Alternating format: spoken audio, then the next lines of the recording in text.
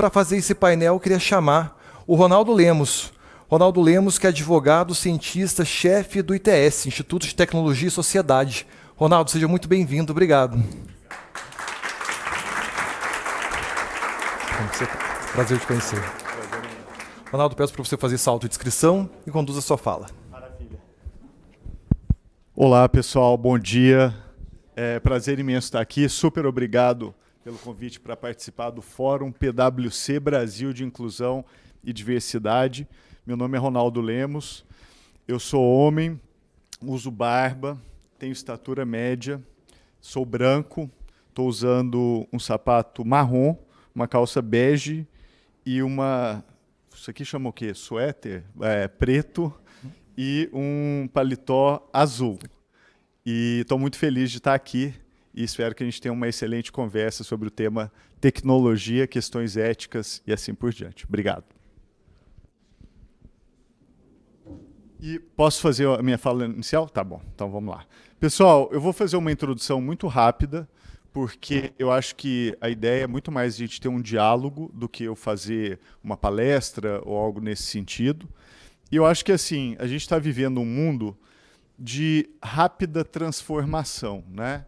Além de todas as questões que a gente tem que lidar no planeta hoje, questões globais, inclusive, como, por exemplo, a questão do aquecimento global, a questão de todas as questões estruturais que a gente vê no mundo de hoje, a gente está tendo que lidar com uma outra questão e tomar decisões sobre ela, que é o avanço da tecnologia, especialmente o avanço da tecnologia agora representado pela inteligência artificial.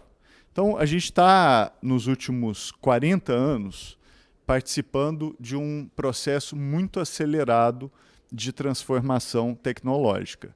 Isso está tendo um impacto tanto nas nossas vidas pessoais, quanto nas organizações, nas instituições, ao nível dos países. A geopolítica internacional tem sido afetada pelo desenvolvimento tecnológico. Então, a questão da tecnologia ela acaba virando um tema central para a gente pensar o mundo contemporâneo. E para a gente, né, da perspectiva do indivíduo, a gente está vivendo um momento que eu chamaria até de dramático, né? Porque, primeiro, essa mudança é muito rápida. Pessoal, a internet comercial no Brasil, né, ela foi disponibilizada, lançada em 1994. No final dos anos 2000, a gente tinha menos de 1 milhão de usuários de internet no país. Tá? Hoje, na última pesquisa que foi feita agora nacional, né, como parte do censo, a gente viu que 92% dos municípios, dos domicílios no Brasil já tem conexão à internet. Isso não significa que está todo mundo conectado. Esses 8% são essenciais, talvez quem mais precisa de conexão, e esses 8% são os que vão dar mais trabalho de se conectar. Mas só para a gente ver como a mudança é rápida. Tá? Segunda coisa, o iPhone ele foi inventado em 2007. E esse foi um outro momento assim, de revolução, né, de transformação. Então a internet foi a primeira revolução, primeira transformação, o iPhone foi a segunda. Por quê? Porque ele levou a conexão para o ambiente móvel. A gente hoje carrega esse supercomputador no bolso, né, para todo lugar que a gente vai, e esse smartphone ele teve um impacto em praticamente todas as indústrias, na educação, nas comunicações pessoais, na forma como as cidades se organizam. Hoje, eu aposto que muita gente que está aqui talvez tenha pedido um transporte pelo aplicativo, ou na sua casa, você pode pedir uma comida pelo aplicativo, você pode encontrar um namorado, um parceiro, uma namorada pelo aplicativo. Então, é um impacto muito profundo. Tá? E, obviamente, a gente está agora num terceiro momento de mudança profunda, que é a chegada da inteligência artificial. Acho que todo mundo aqui que já teve a oportunidade de usar uma ferramenta de inteligência artificial já tenha ficado pelo menos espantado, né? Até por curiosidade, quem aqui já usou um GPT da vida ou alguma coisa assim, só para eu entender? É bastante gente. E, de novo, isso me impressiona, porque é muito rápido. O GPT, pessoal, é um negócio de 2023. É um negócio que tem pouquíssimo tempo, né? E a gente vê aqui o percentual de adoção, e essa experiência eu tenho ela repetida em qualquer lugar que eu vou, o número de pessoas que utiliza é muito alto já, e isso não deu nem tempo da gente entender, por exemplo, os temas do debate que a gente vai ter hoje, que são as questões éticas, o impacto para a sociedade, e já está todo mundo atuando como usuário. Então, esses pontos eu acho que são muito importantes, e eu vou fechar aqui, antes da gente começar o nosso debate, só levando um tema que para mim é cada vez mais importante, que é o impacto disso tudo para nós indivíduos, né? E o impacto que eu tenho visto e que está me preocupando é com relação ao fato dessas tecnologias, em vez de elas estarem nos agregando, né, contribuindo para formar comunidades, elas estão, na verdade, nos separando, nos tornando indivíduos cada vez mais isolados, inclusive dentro das nossas próprias casas, né? A gente vê as famílias hoje sofrendo porque o filho está no celular, a filha está no celular, o pai está no celular, a mãe está no celular. E, mais importante, mesmo que você não esteja no celular, você está com a cabeça no celular. Porque como a qualquer momento pode chegar uma mensagem, a gente está vivendo num mundo que eu chamo do mundo da atenção parcial. Ninguém mais tem a nossa atenção total. Inclusive, vocês estão aqui prestando atenção em mim, aposto que tem muita gente aqui, putz, será que aquela mensagem chegou? Será que o meu WhatsApp entrou coisas importantes que eu deveria ver agora, em vez de ouvir o que eu estou ouvindo agora? Então, estamos todos nesse mundo da atenção parcial.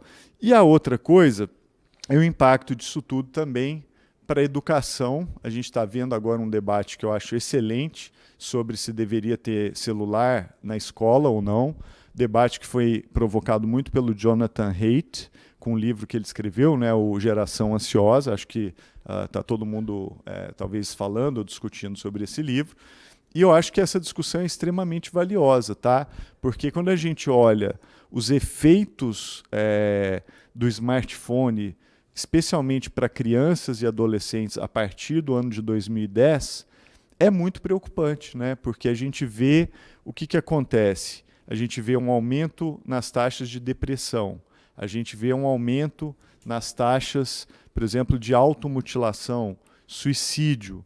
E isso em países muito diferentes, seja o Brasil, seja os Estados Unidos, esse aumento é perceptível nos dois países, na Europa e assim por diante. E tem vários trabalhos agora, inclusive o do próprio Jonathan Haidt, fazendo essa espécie de correlação entre o que esse uso, né, do smartphone traz e esse aumento de uma epidemia de saúde mental. Então, só para concluir, eu acho que esse é um dos desafios que a gente tem.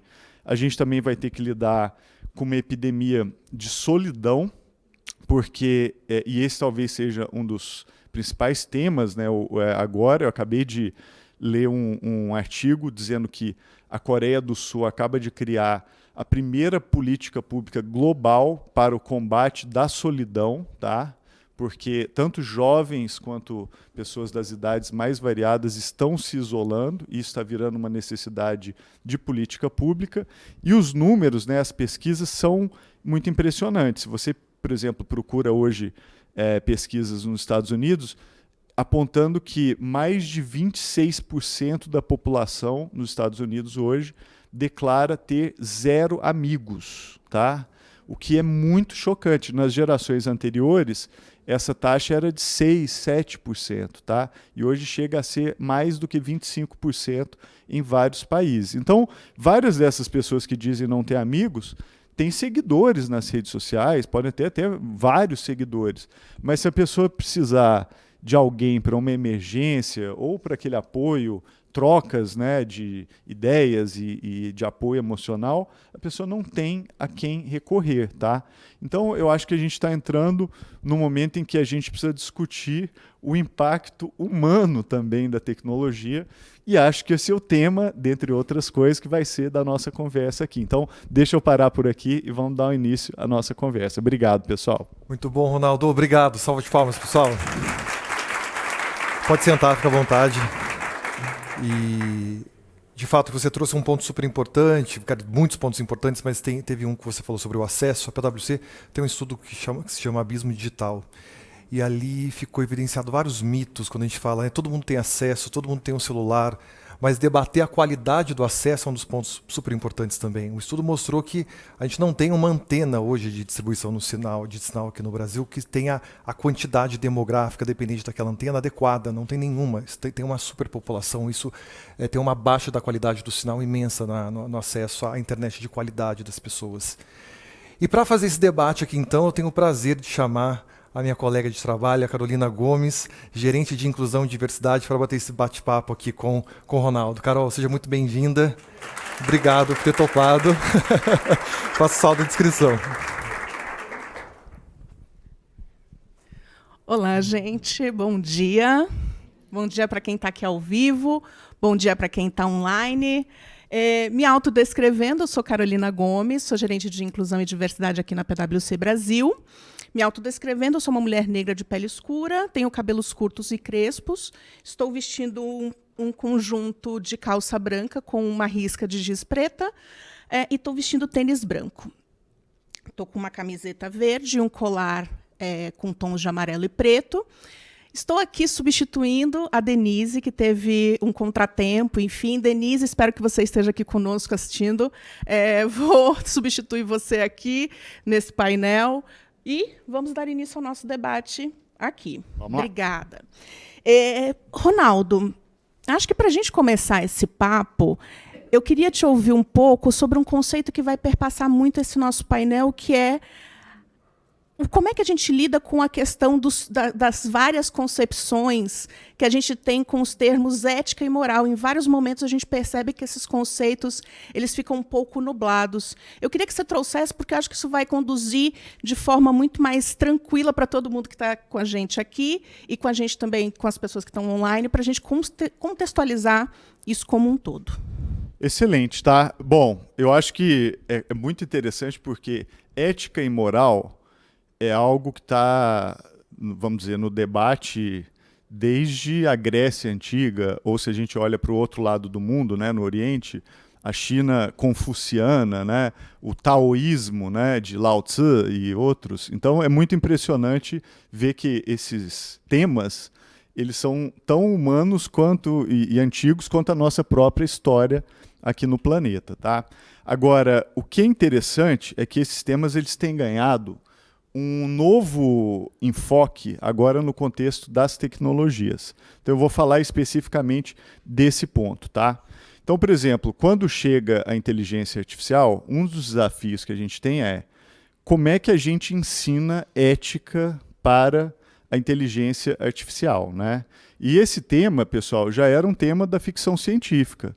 Todo mundo que assistiu filmes como Eu, Robô, né, baseado na obra do Isaac Asimov, lembra lá das 3 leis da robótica, né, de que o robô jamais pode machucar o ser humano, e, enfim, uma série de leis que eram muito simples, né, e que desde logo eu aviso que não servem para a inteligência artificial de hoje, porque ela se tornou muito mais complicada do que aquela inteligência artificial da ficção científica, tá? Então, esse é o primeiro ponto que eu acho que a gente tem que pensar, que é a questão ética e moral aplicada à IA de hoje, ela não é uma questão simples. Então, esse é o primeiro ponto. O segundo ponto é que houve algumas tentativas, né, de se criar modelos para entender como é que a moral deveria se aplicar às máquinas. Então, teve um projeto, por exemplo, do MIT, que é o Instituto de Tecnologia de Massachusetts, que eles fizeram um experimento chamado Moral Machine, a máquina moral, aplicado especialmente à questão de carros que se autodirigem. Então, por exemplo, se você tem um carro que se autodirige e um acidente é inevitável, e o carro ele tem inteligência artificial, então ele sabe que o acidente vai acontecer. E aí tem duas pessoas que ele pode manobrar, uma delas ele pode salvar e a outra ele vai ter que matar, né? Porque é inevitável aquele acidente. Quem ele decide salvar?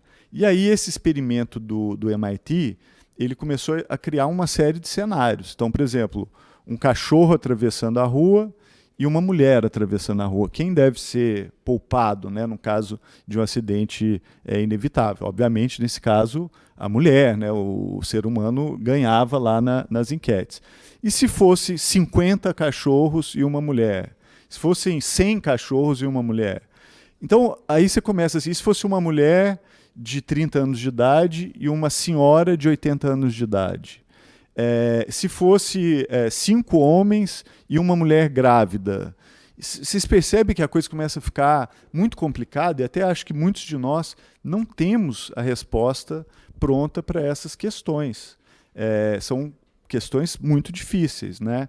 E aí, esse estudo está, inclusive, no ar ainda. Depois, quem quiser entrar no site, é só procurar no Google ou na AI, né? Atualmente está na moda procurar na AI, Moral Machine, que você vai encontrar e pode, inclusive, dar suas respostas para algumas dessas questões que eu falei agora.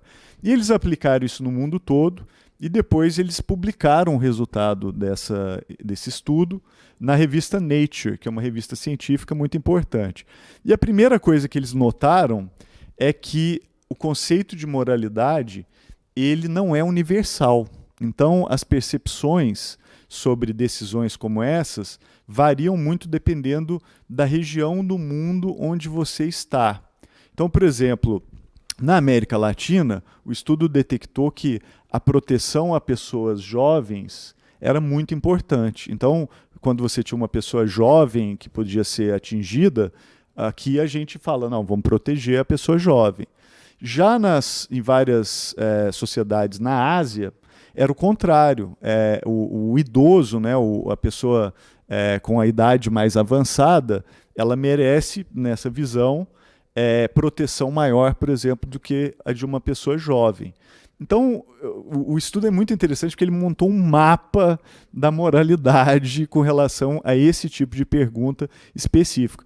E a conclusão foi, não temos uma universalidade. Se a gente criar um carro que se autodirige no Brasil, então se eu importar um carro chinês para o Brasil, ele vai matar mais gente velha ou mais nova, entendeu? Então, se eu comprar um carro na Alemanha, ele talvez seja um carro altruísta. Se ele tiver um acidente, ele prefere matar a pessoa que está dentro do carro do que para salvar quem está de fora.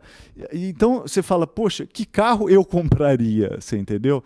Então é muito interessante porque nem para essas questões a gente tem uma resposta que a gente possa ter um consenso sobre qual moralidade a gente deveria ensinar à máquina. Agora, se a gente não tem nem para esses casos, né, que são casos objetivos, né, imaginem para os casos subjetivos. Então, o que eu tenho visto agora também são várias empresas e desenvolvedores de inteligência artificial que estão criando, muito interessante, um movimento de uma espécie de um constitucionalismo, que é ir a cada país onde aquela tecnologia está sendo implementada e criar processos de consulta para ouvir as pessoas, para ter uma base mínima sobre quais são os valores daquela sociedade, o que aquela sociedade acredita, como é que a IA deve se comportar com relação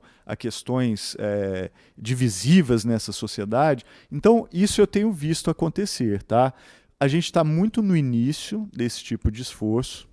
Eu acho que esse esforço não deveria ser só das empresas. Eu acho que a gente precisaria ter a sociedade civil engajada nesse tipo de discussão. Tá? E sobre isso, eu até gosto de lembrar, eu participei no Brasil na construção do Marco Civil da Internet, que é a nossa lei fundamental que regula a rede. Qual é a principal característica do Marco Civil? A característica dele é que ele foi uma lei construída por meio de um processo colaborativo, aberto e transparente online. O Marco Civil, a ideia dele foi gerada em 2007, num artigo que eu escrevi na época para a Folha de São Paulo, e ele levou 7 anos de construção, ele só foi aprovado em 2014. E nesses 7 anos, o que aconteceu? A gente chegou à conclusão de que, se era para regular a internet, isso não deveria vir de um modelo pronto de Brasília, ou da Europa, ou dos Estados Unidos. Deveria ser algo que nós todos tivéssemos a oportunidade de participar da construção dessa lei. Então, a gente criou uma plataforma online de consulta pública. Essa plataforma ela ficou aberta por anos, tá? E teve uma adesão massiva da sociedade brasileira. Nós tivemos, assim, desde o movimento dos bibliotecários e bibliotecárias participando, tivemos entidades da sociedade civil, tivemos representantes dos povos originários, tivemos assim uma diversidade incrível e debatendo lado a lado, sabe, das empresas, da Polícia Federal, do lado dos radiodifusores. Então foi um processo de construção legislativa talvez o único no Brasil, né? Uma lei que é formulada não em gabinetes fechados, mas a portas abertas e com total transparência, onde, se eu quero me manifestar, eu não marco uma audiência de porta fechada com um deputado em Brasília. Eu publico online, numa plataforma de debate. Esse é o único jeito que você vai ser ouvido, é esse. E, além disso, a gente teve também audiências públicas. Só que a audiência pública no Brasil, para você participar, você tem que ir a Brasília. Acho que nem todo mundo tem vontade de ir a Brasília com tanta frequência, correto? E nem é fácil, e nem é barato. Então, a gente fazia audiências públicas itinerantes. Nós fizemos audiências públicas no Brasil todo, em todas as capitais, em cidades do interior do Brasil, audiências auto-organizadas, que debatiam e depois colocavam o resultado do debate na plataforma. E o resultado disso foi que todo esse material foi trabalhado, a lei foi escrita a partir dessas contribuições, e assim que o texto legal saiu, a gente colocou de novo para o debate público. E aí era muito legal, porque as pessoas falaram, caramba, ouviram a minha ideia, olha só, a minha ideia está representada ali no artigo 19 do Marco Civil. E aí, se não estava representado, falaram, não, esse artigo aqui não ficou bom não, isso aqui a gente pode melhorar. E aí teve um debate sobre o texto da lei. Por isso que demorou. Eu ouvi aqui no painel anterior que a democracia é muito chata, né? É verdade. Além de ser muito chata, ela dá muito trabalho, viu, pessoal? É um negócio assim, você precisa de muita energia, persistência e assim por diante. Mas quando a democracia ela acontece essa mágica, que é uma lei que depois ela é muito representativa e que colocou o Brasil, vamos dizer, na vanguarda da legislação da internet no ano de 2014 e por anos seguintes, até hoje. As pessoas admiram, né, o Marco Civil, tanto pelo seu processo quanto pelo seu resultado. Tá? Então, essa experiência ela me marcou profundamente, porque eu fui mordido pelo bichinho da participação. É um bichinho esquisito, tá, pessoal? E tem efeitos colaterais bizarros. Porque hoje eu continuo acreditando que qualquer decisão de política pública pode ser construída de baixo para cima, tá? E na inteligência artificial é a mesma coisa. A gente está hoje começando um debate, né, sobre a lei brasileira de inteligência artificial, inclusive tem um texto no Senado, mas eu me ressinto um pouco porque não teve o mesmo tipo de enfoque de que as pessoas pudessem participar de forma aberta, transparente e assim por diante. Então, uma iniciativa que nós fizemos lá no nosso instituto foi criar um site de consulta pública pirata, tá? Não é oficial, é a gente que inventou. Chama o que queremos da IA.com.br. Como não estava tendo nenhuma audiência pública que não fosse só em Brasília, né? E como não tinha nenhum lugar para você se manifestar, e a única ferramenta que tinha para isso era o e-democracia lá do Senado, E o democracia só tinha 2 opções. Ele falava, você apoia ou não apoia esta lei? Mas que lei?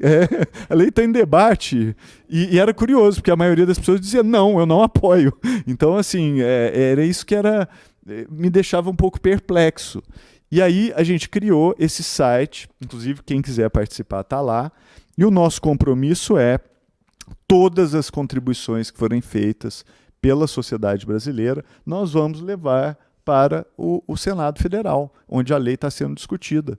Porque é isso, assim, uma lei ela é tão melhor quanto a quantidade de participação que a gente consegue gerar para a sua construção. Ainda mais em IA e inteligência artificial, ela tem o potencial de afetar a vida de todo mundo. Não vai ter ninguém aqui que não vai ser afetado direta ou indiretamente por essa tecnologia. Então, todo mundo tem que ser ouvido. Não tem como não ouvir a sociedade da forma mais abrangente possível. Então, essa é a minha utopia. Assim. Eu acho que assim, a melhor forma de regular temas complexos é por meio de uma participação complexa, uma participação que a gente consiga ouvir todo mundo, e eu tenho certeza que quando a gente faz isso, o resultado é muito melhor. Com toda certeza, e a gente tinha até a segunda pergunta, acho que você já passou muito por ela. Falei muito. Isso é um jeito muito educado de falar. Você falou muito, Ronaldo.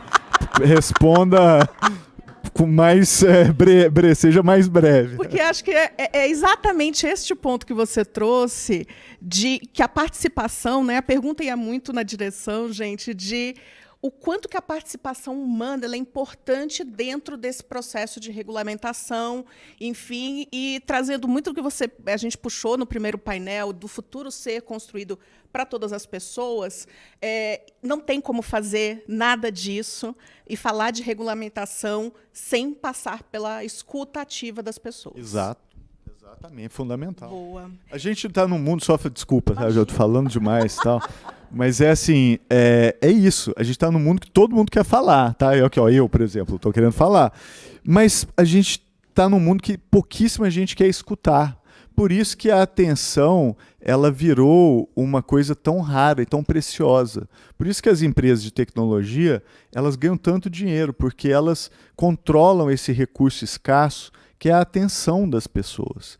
Então, assim, o problema disso é que quando todo mundo quer falar e ninguém quer escutar, você tem tese, você tem antítese, mas você não tem síntese. Então, o ato de falar não é mais um diálogo.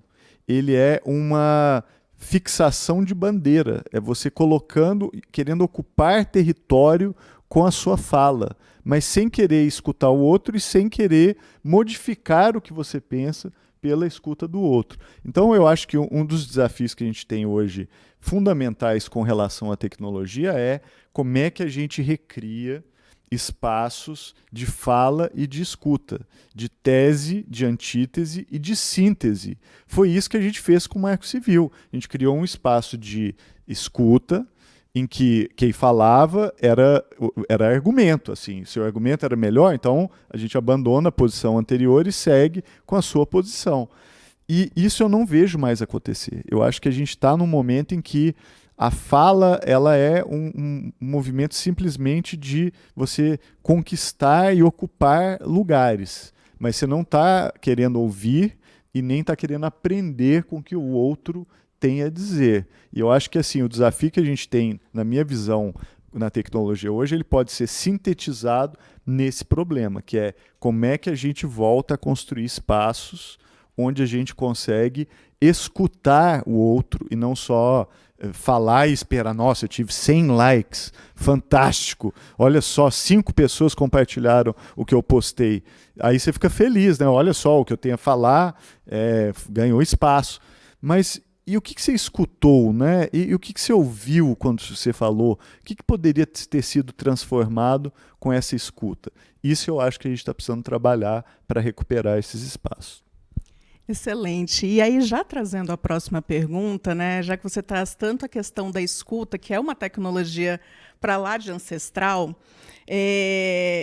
a gente sabe que o futuro está sendo direcionado quando a gente pensa sempre mais tecnologia, mais tecnologia. E eu queria que a gente falasse um pouco aqui sobre essas tecnologias ancestrais e como é que a gente vai conseguir, através de um movimento intencional, resgatar esses processos. E eu acho que aqui, enfim, é muito sobre como a gente vai levantar esse debate e como é que a gente amplia esse mundo que está cada vez mais digital, mas também com essas tecnologias sociais, ancestrais, a escuta dentre elas, né?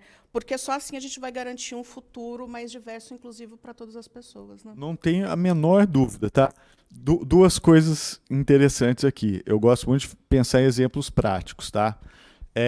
Eu faço, pessoal, uma série de documentários para o canal Futura chamada Expresso Futuro. Não sei se alguém aí já teve oportunidade de ver. Como não está no TikTok, ninguém vê, né? Então é terrível. É no canal Futura, tá, pessoal? É ótimo o canal Futura. E lá tá no YouTube também. Quem quiser procurar, pode ir lá. E o Expresso Futuro está na 8ª temporada. Eu já gravei 2 temporadas nos Estados Unidos, uma temporada na China, que até bastante gente assistiu. Uma temporada na pandemia, que eu fiz de casa, não tinha outra opção. E fiz uma temporada no continente africano, onde eu fui para vários países, foi uma experiência fantástica. Fui para Moçambique, fui para o Quênia e vários outros. E vale muito a pena depois para ver, porque o tema era inovação, né, no continente africano. A gente, quando fala em África, muitas vezes a gente lembra de um monte de coisas, mas poucas pessoas lembram de inovação. Eu lembro de inovação. Eu fui para lá para mostrar a inovação que está acontecendo lá. Tá? E fiz a última temporada, que foi exibida no ano passado, na Amazônia. Então eu fui para a Amazônia, mesma coisa, mostrar a inovação na Amazônia. E eu cheguei lá num momento muito interessante, porque era exatamente o momento da chegada do Starlink, que é essa internet de satélite de baixa órbita do Elon Musk. Né?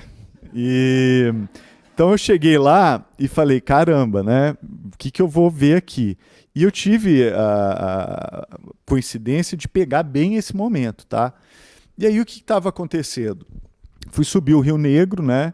E notei que os barcos estavam todos conectados, era uma novidade. A pessoa comprava o Starlink, colocava em cima do barco, e, por exemplo, você ir a trajetória inteira do Rio Negro, são viagens de 24 horas, de 36 horas.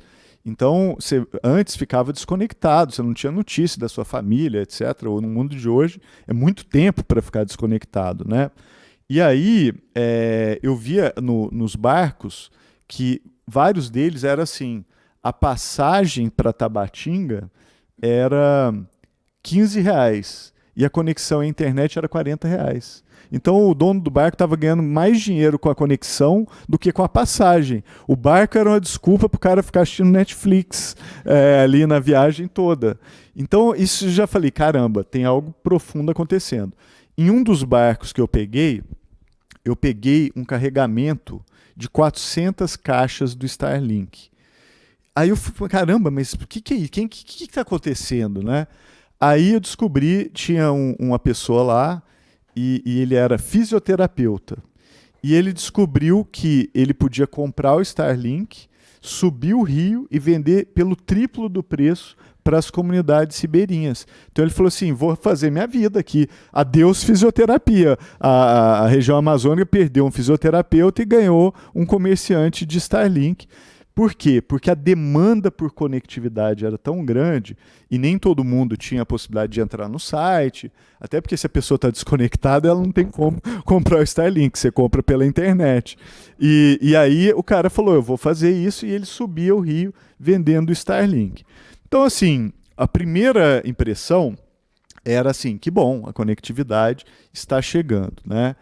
Aí a gente tem os outros problemas, né, que todas as questões que envolvem, inclusive, soberania nacional, esses dados, né, e, obviamente, o uso dessa conexão pelos garimpos, né, garimpos ilegais, que foram os primeiros, inclusive, a começar a usar a tecnologia, e, obviamente, o dono do Starlink vai saber onde tem garimpo, né? Porque você tem lá a Amazônia, você tem lá um ponto que tem 6 Starlinks ali perdidos, não tem estrada nem nada. O que é aquilo? Provavelmente é um garimpo, então ali deve ter reserva mineral. Então são informações estratégicas que a gente tem que tomar cuidado, porque vão estar muito abertas por causa dessa conexão.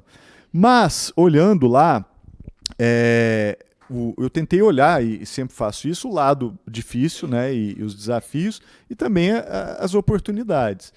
E no lado das oportunidades, é muito interessante, né, porque a gente estava vendo também o painel anterior, a Amazônia ela já estava conectada. A radiofonia, por exemplo, eu visitei várias redes locais que se estabeleciam pela radiofonia e que, como foi muito bem dito, na época da pandemia, por exemplo, era usada para auto-organização local, tudo muito genial assim e funcionando. Tá? E aí agora, além dessa camada das redes que já existem, você tem a conexão. Né? E a conexão tem vantagens. Então, um povo originário que não tinha tecnologia não conseguia, por exemplo, aceitar o Pix. Né? Agora você tem Pix. Você tem como, por exemplo, receber dinheiro por alguma coisa que você vai vender ou não precisa mais transportar dinheiro físico. Então, você tem a questão da educação à distância, você pode aprender e etc. Mas o que eu mais achei interessante, e que eu falo lá no Expresso Futuro, na temporada, é que era o seguinte: eu, particularmente, estou muito mais interessado em saber o que os povos originários irão fazer com essa tecnologia do que o que essa tecnologia irá fazer com os povos originários. Então, eu acho que assim, a diversidade e a riqueza, né? Cada povo tem a sua cosmologia, cada povo tem o seu saber ancestral, cada povo tem o seu, vamos dizer, o jeito de estar no mundo, que muitas vezes é muito diferente do nosso, né? E o que me interessa é, quem sabe, e acho que sim, esses povos vão descobrir novos usos para essa conexão de internet, até para salvar a gente aqui. Eu falei aqui no início da minha fala da nossa epidemia de depressão, as crianças tendo problemas que não deveriam, né? Suicídio de pessoas muito jovens aumentando. E quem sabe a gente não vai ter um outro uso cultural dessa tecnologia que vai surgir, por exemplo, dos povos originários da Amazônia e que vão nos dar lições preciosíssimas para problemas que a gente mesmo não está conseguindo resolver daqui. Então, eu fui, de novo, para a Amazônia para escutar, para aprender, para entender o que está acontecendo lá a partir do uso dessas tecnologias. E eu acho que é isso, assim, a gente tem que pensar em como é que a gente resiste a essa força que sozinha ela é homogeneizante. Né? O Rodrigo falou sobre o tema, inclusive foi embora agora. Tchau, Rodrigo. Mas ele falou muito sobre essa questão. E essa homogeneização, a gente tem que resistir a ela. Então, o segundo ponto que eu ia falar, e aí eu já encerro essa resposta, longa de novo, é a seguinte: a gente lançou também um projeto agora chamado Tecnodiversidade. O site é em inglês, porque a gente ainda não criou a versão brasileira, porque é uma rede global. Então ele se chama technodiversity.org. Lá tem um paper escrito em parceria com o professor Yu Hui, que é um filósofo da tecnologia de origem chinesa, que é genial, que lançou aqui no Brasil o livro Tecnodiversidade, publicado pela editora Ubu, do qual eu tive a honra de escrever o prefácio, tá? E a obra do professor Hui, ela é genial, porque é isso, ele fala de que a tecnologia não pode ser algo homogeneizante. Vocês já ouviram falar que o pessoal fala de que a inteligência artificial vai gerar a singularidade, né? Que é quando a máquina vai ficar inteligente, esse tipo de coisa. Pessoal, Deus me livre de singularidade, tá? A gente quer multiplicidade, a gente não quer singularidade, a gente quer pluralidade. Então a gente tem que resistir a essa ideia de que o mundo vai convergir para um ponto único. Por isso que se chama singularidade. A gente não quer isso. A gente quer multiplicidade. Então, todo esse projeto que se chama Technodiversity, que é uma rede global, é para lutar pela multiplicidade, para que a gente tenha uma tecnologia reflexiva, que seja capaz de refletir quem nós somos, e não uma tecnologia homogeneizante, que seja capaz de nos reduzir a um denominador comum empobrecedor. Então, eu acho que esse é o ponto que a gente tem que batalhar, tá? Maravilha, obrigada. E, de fato, a gente ainda tem muito que descobrir, né, sobre o quanto que a gente pode conectar essas tecnologias todas, né, para que uma coisa não sobreponha a outra. No final do dia, todas elas são bem importantes.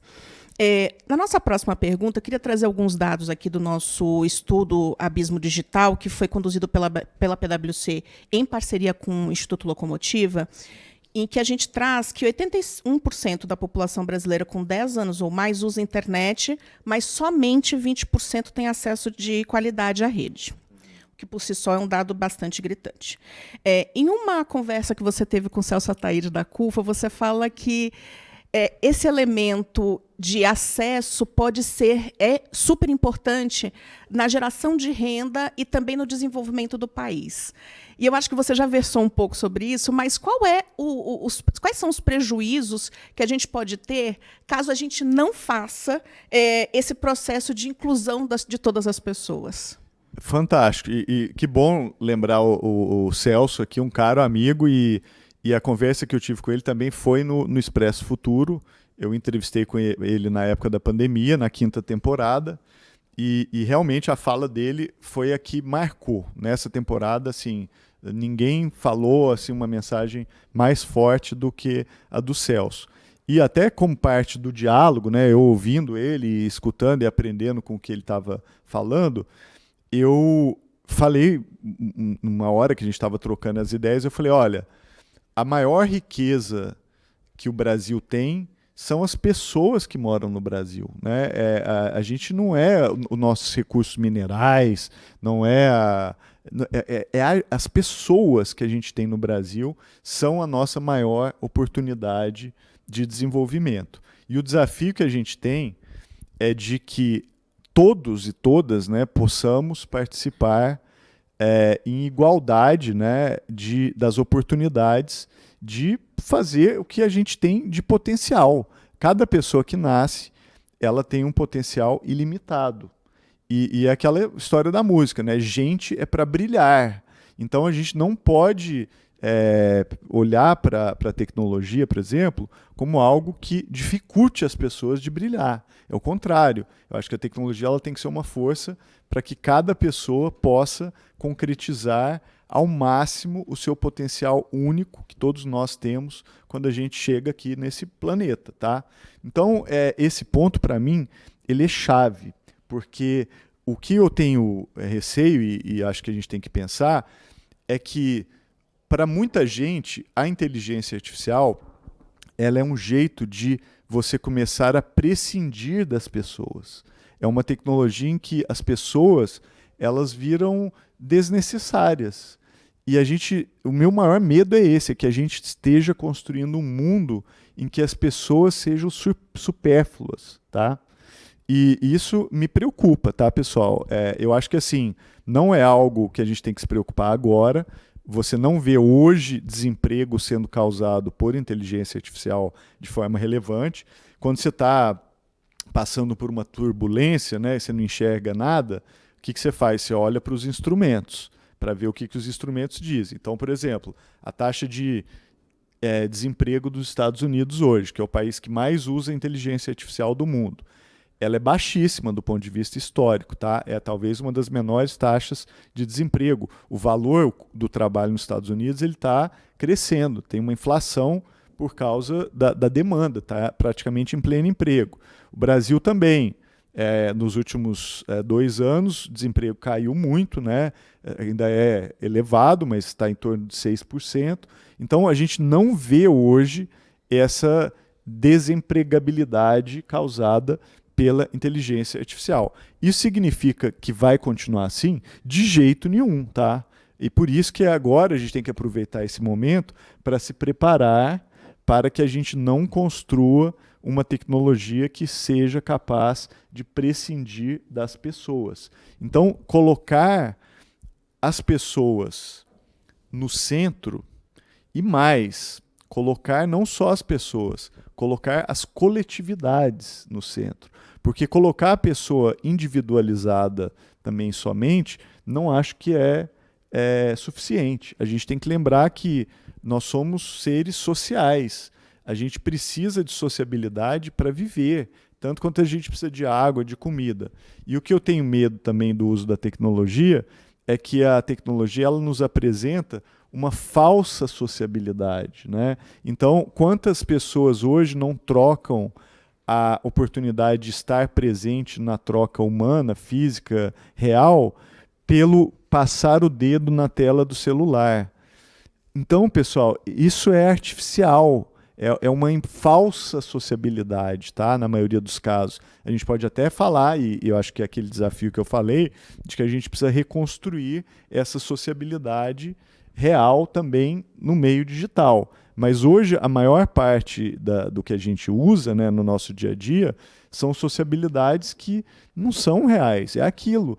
São as pessoas que têm 0 amigos, que você tem, às vezes, 1000 seguidores, mas você não pode ligar para nenhum deles para te pedir para levar no hospital se você passar mal.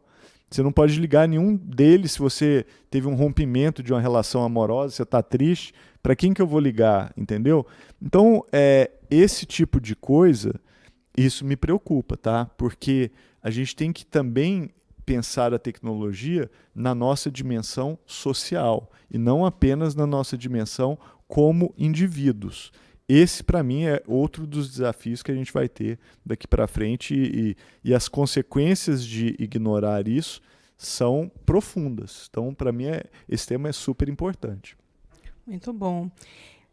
Vou trazer aqui um tema, né, para esse debate. No ano passado, você trouxe contexto, né, dos Estados Unidos, e a gente teve uma greve bem grande de roteiristas e também de atores em Hollywood. E no centro desse debate, a gente estava com temas como direito de uso de imagem, o uso da tecnologia com a IA e também a precarização das relações de trabalho, né? E aí, com isso, você considera que hoje, tanto no Brasil quanto no mundo, a gente tem desenvolvido instrumentos de regularização e até de regulamentação dessa tecnologia para que a gente não tenha um futuro em que essas relações de trabalho já precarizadas no hoje, elas se expandam ainda mais, principalmente pensando em grupos subrepresentados? Excelente pergunta, tá? E aí o que acontece? As pessoas hoje olham para a inteligência artificial e falam assim, inteligência artificial é uma coisa nova, não está regulamentada. Não, está errado.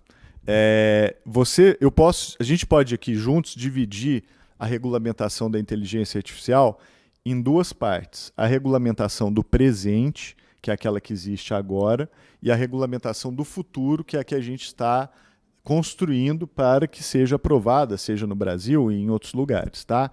Então, vou olhar agora para a regulamentação do presente.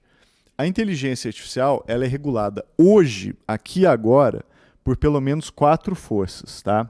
A primeira delas é a proteção de dados. Então, a Lei Geral de Proteção de Dados, no Brasil a LGPD, ela já se aplica diretamente à inteligência artificial e tem ali um poder regulatório significativo, tá? Quando a inteligência artificial usa dados pessoais, e é basicamente o tempo todo, ela tem que se submeter a uma legislação que é bastante complexa de proteção de dados. Então, essa é a primeira força. Segunda força que regula aqui e agora a inteligência artificial é o direito autoral. E hoje a gente está presenciando no mundo todo uma batalha muito grande sobre qual é a possibilidade de uso de obras protegidas por direito autoral para treinar as inteligências artificiais. Essa é uma longa história, mas só para sintetizar, tá? Eu acredito que o mundo vai se dividir, nesse caso, em 2 partes. Tá? Uma parte vai ser dos países que dizem que é permitido treinar AIs com direito autoral, obras de direito autoral, sem pedir autorização. E esses países vão incluir os Estados Unidos e o Japão, que inclusive já tomou decisão a esse respeito.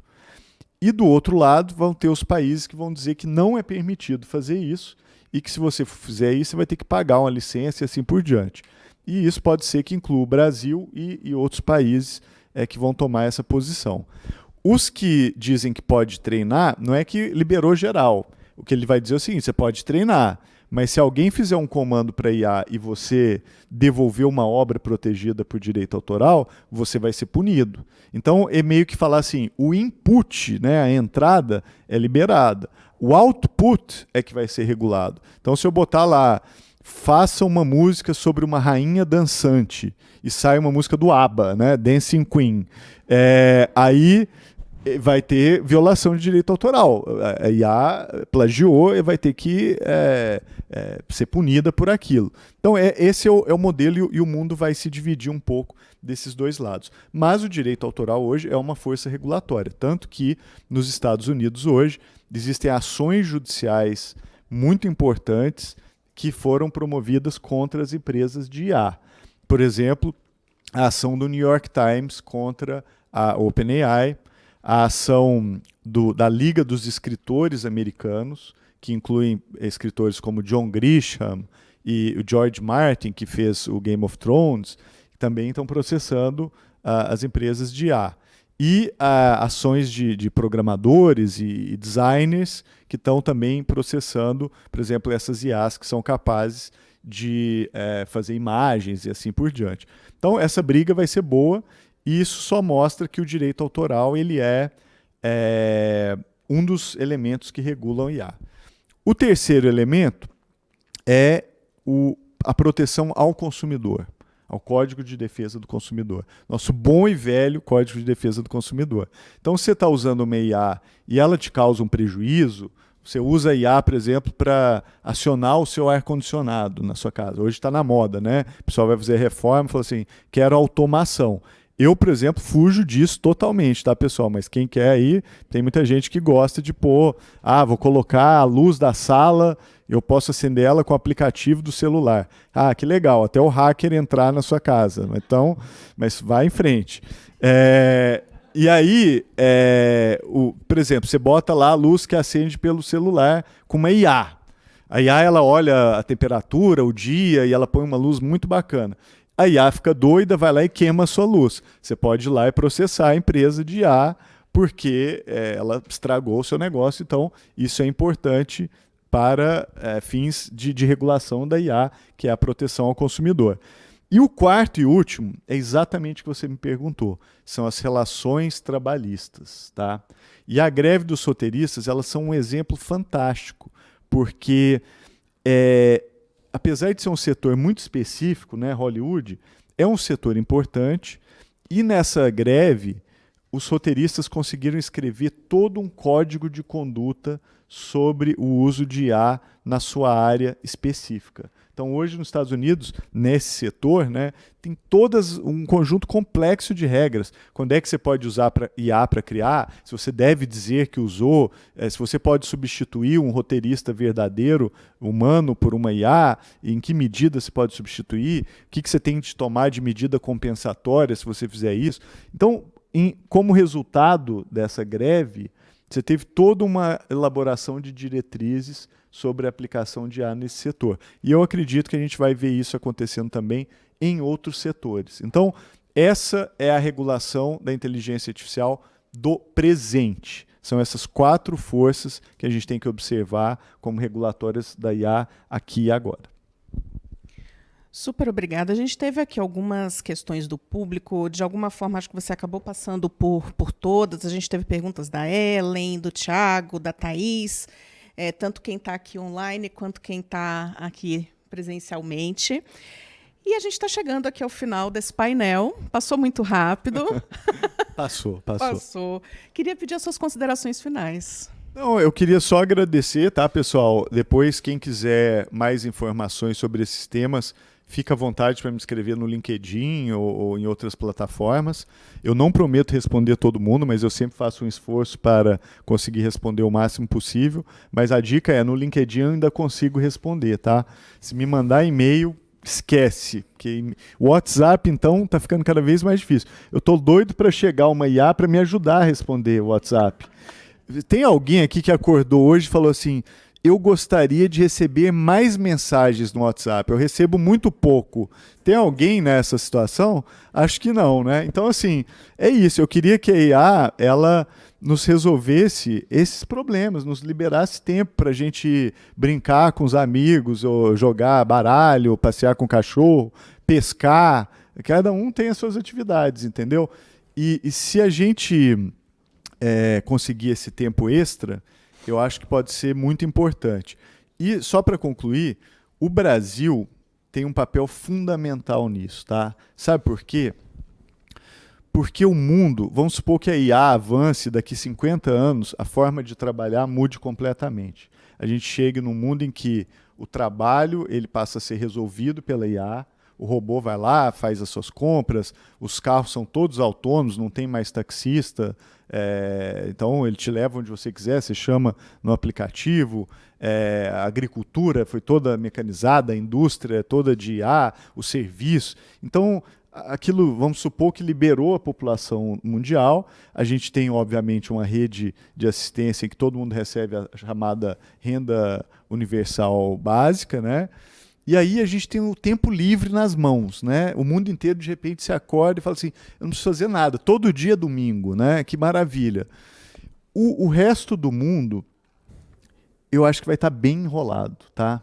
Quando eu olho para a Europa, para os Estados Unidos, eu acho que assim, as pessoas vão entrar em epidemias assim, de depressão terríveis, na Europa também. Já no Brasil, eu acho que o brasileiro ele tem uma coisa fantástica, que a gente sabe como ninguém usar o tempo livre, né? Vocês já perceberam isso? A gente, quanto mais tempo livre, melhor. A gente fica feliz. Então, o brasileiro, a gente vai ser a reserva de alegria do planeta. Vai ter gente vindo para cá para aprender. Mas como é que eles usam o tempo livre deles assim? Como é que eles ficam felizes de não ter nada para fazer, todo dia ser domingo? Carga diária de serotonina, né? Assim, e as pessoas vão ficar, tipo, exaltantes, sabe? Assim, pô, eu não tenho nada para fazer, que maravilha. Entendeu? Então, eu falo isso com tom de brincadeira, mas, pessoal, eu acredito nisso. Eu acho que o Brasil vai ser a reserva de alegria do mundo se a IA realmente chegar nesse lugar em que você não vai precisar mais trabalhar, do trabalho humano. E isso é muito importante. Então, eu queria terminar com essa consideração. Obrigado. Obrigada. Muito bom, muito bom. Obrigado, Carol, por ter topado. Obrigado, Ronaldo. Obrigado.